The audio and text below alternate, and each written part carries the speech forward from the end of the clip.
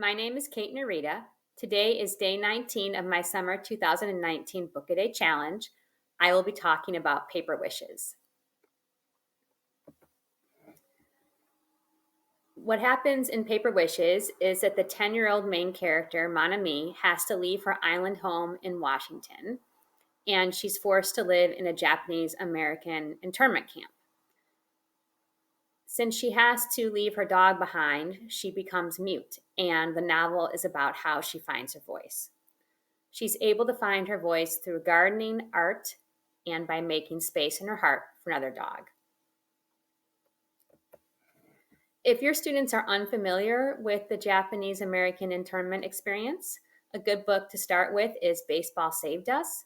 Many students are familiar with baseball, and also this book highlights the discrimination Japanese Americans faced when they left the internment camps as well. And in the end of the book, the main character is triumphant, so the kids will enjoy that.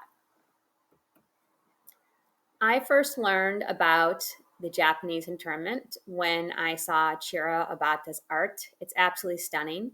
Here's one of his prints of Yosemite. He was interned at Topaz, which is a different internment camp than the one Manami was interned in. He started an art school for children.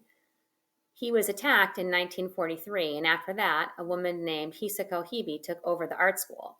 Her granddaughter, Amy Lee Tai, wrote A Place Where Sunflowers Grow, and Mary, the main character in A Place Where Sunflowers Grow, uses art and gardening to overcome her internment experience at the camp, just like Manami uses art and gardening in Paper Wishes. The Children of Topaz is an excellent nonfiction resource. It features a classroom diary of students who were interned at Topaz, so these two resources go really well together.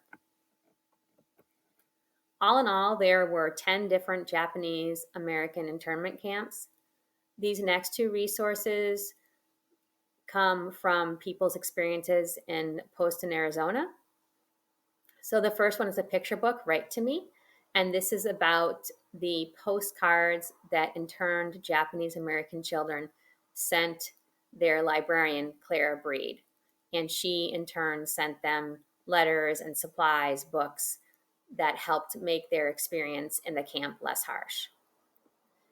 If you have a student who's really into this topic, they might want to check out the nonfiction resource that goes with it, Dear Miss Breed. This is a very large book. It's chock full of information.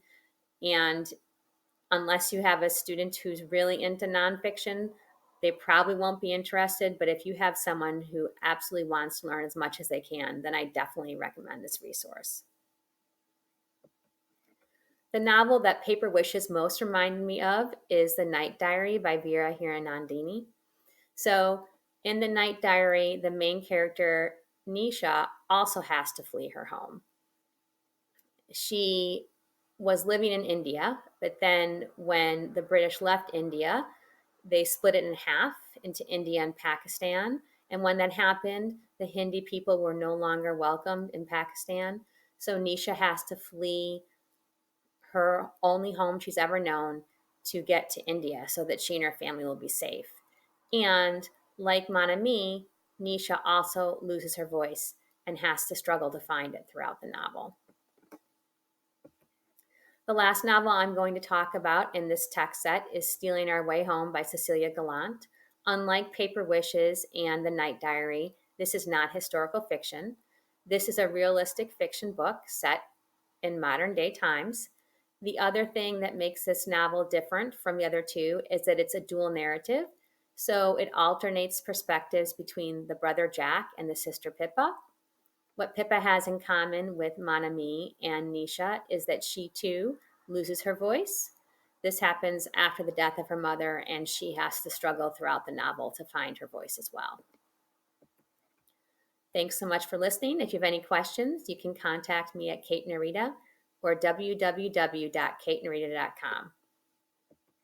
As always, thanks to Slides Carnival for the free presentation template. Have a great day.